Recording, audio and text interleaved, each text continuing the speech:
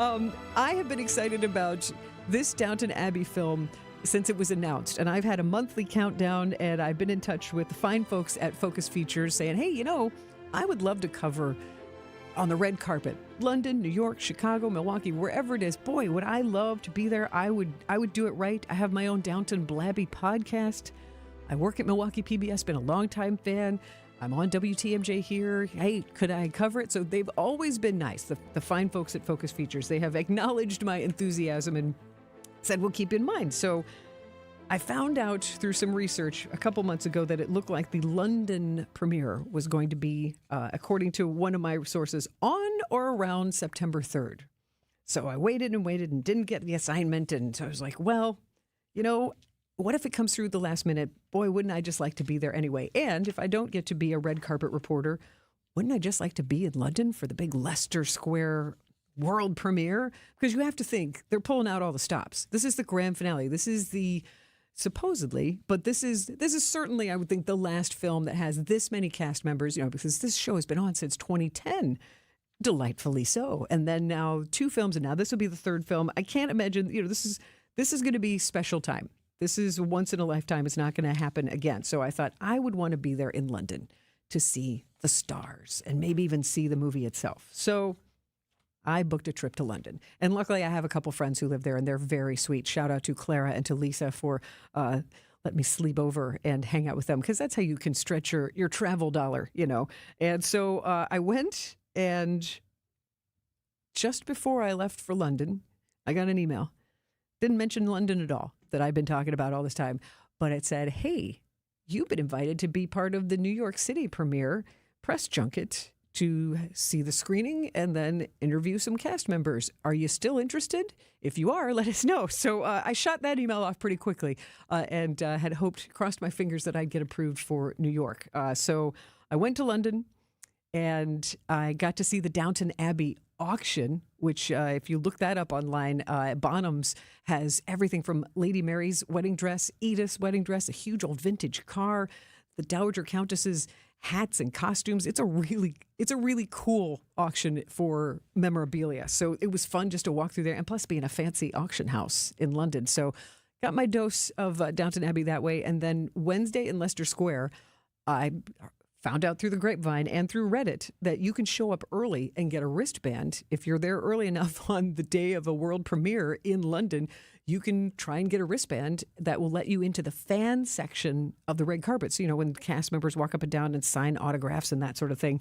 that's what happens. And I got there early enough. It was like too good to be true. I'm like, if there's nobody there, I'll just get a cup of coffee and it'll be fine.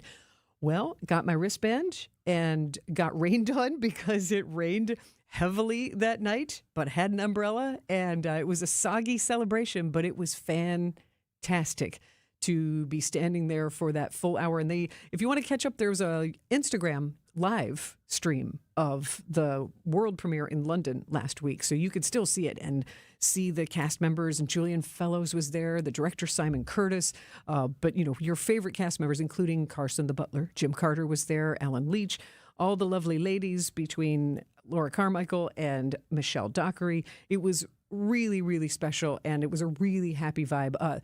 The Lord and Lady Carnarvon, who own Highclere Castle, where Downton Abbey is filmed, they were there. And everybody was dressed to the nines, and it really was a red carpet premiere for Downton Abbey. So it was very, very fun to get to even witness that. So I'm grateful for that, and I'm glad that I just went ahead and bit the bullet and went. And so I can highly recommend that. I will have photos to share. I will have videos to share.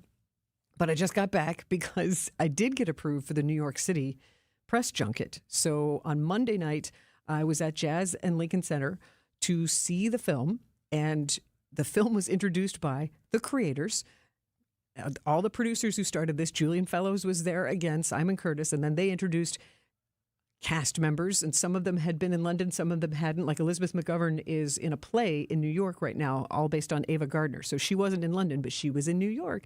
So it was just crazy to be in this theater with all these characters for a show that has become like home to you. It's like you feel like you know them already. And you know who's in New York? Paul Giamatti. He was only in one episode of Downton Abbey with such a great character. He's Cora's American brother, who's pretty much a wealthy ne'er-do-well. But I saw that he was going to be in Downton Abbey, the grand finale, and I was like, oh, please let Paul Giamatti be there. He was. And so it was just fun to be there. So also to watch the film with the creators and the cast members as part of the audience, and to hear the laughs, the gasps, the applause at the end. Because, sometimes people make fun of other people, like, don't applaud at the movie. Nobody's here who made it, is usually the line that people say. It was like, well, you could applaud because everybody who makes this movie, from the set design, the costume designer, think about those just gorgeous gowns and the historical detail for even the extras when they go to Ascot, to the big horse race in this film.